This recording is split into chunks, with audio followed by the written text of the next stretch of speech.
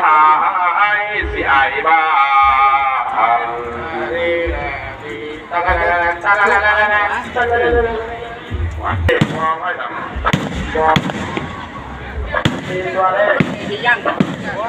ประดับบังไฟลานพี่น้อง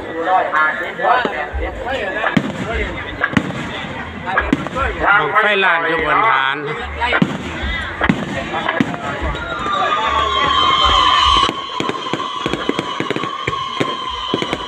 ประเภทนี้งานบ้านย่อนี่คือสิ่งนั้นไฟเปิดนะครับชุดประดับสวยๆงามๆออกพรรษาลาพระเจ้าพี่น้องพูดที่เอาบุญมากินนะครับ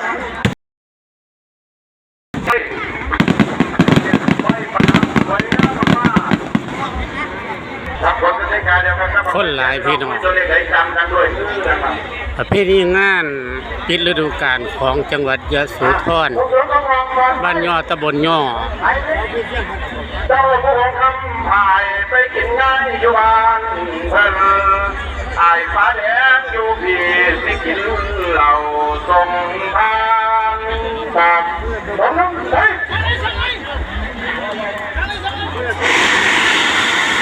บังไฟลาน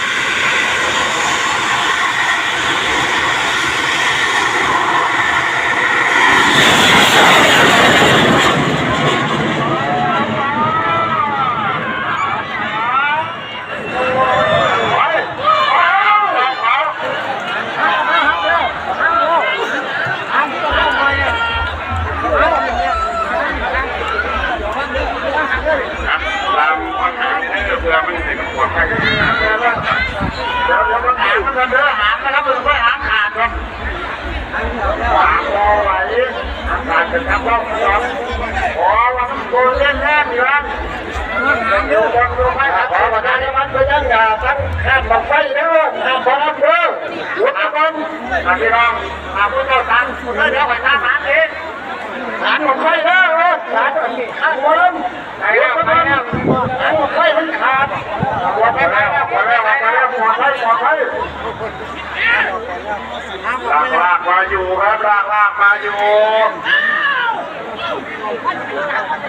ทำหางบอกไว้ทำหางไปแล้วไปออกไปข้างนอกแล้วครับ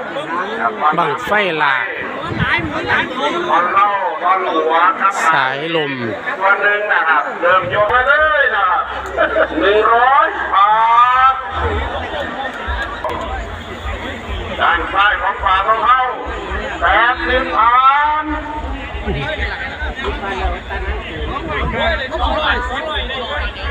หันมาดูด้วยนะเลข290 บาท7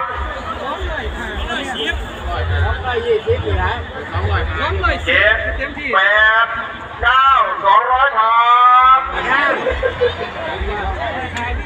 ตามลงมาตุ๊บ205 คะแนน205 คะแนน